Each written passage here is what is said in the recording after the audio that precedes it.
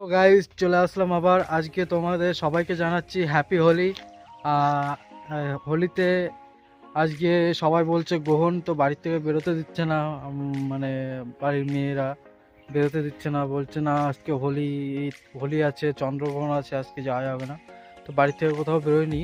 তো আমাদের বাড়ির পাশেই একটা মহা শ্মশান আছে, পুরুলিয়া শ্মশান। তো সেই শ্মশানে আমি এসছি এইমাত্র। তো তোমাদের আজকে দেখাবো হচ্ছে আমাদের শ্মশানটা, মানে খুব একটা জাগ্রত বটগাছ আছে, যেটা দেখলে হয়তো আমার পেছনেও দেখতে পাচ্ছ বটগাছটা হালকা দেখা যাচ্ছে। তো বটগাছটা তোমাদের দেখাবো এবং দেখে বলবে যে এত বড় বটগাছ কোথাও তোমরা দেখেছো কিনা, সেটা তোমরা বলবে। তো চলো বটগাছটা তোমাদের দেখাচ্ছি।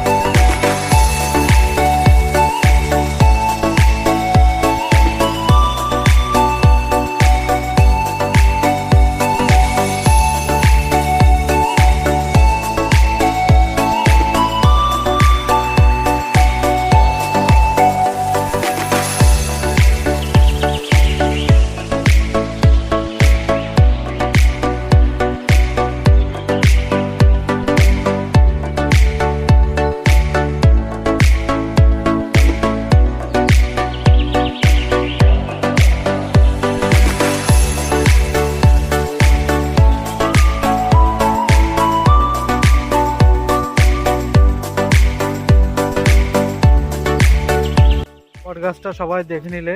তো এখন হচ্ছে প্রতিটা শীত শেষ হয়ে গরম পড়ছে আস্তে আস্তে।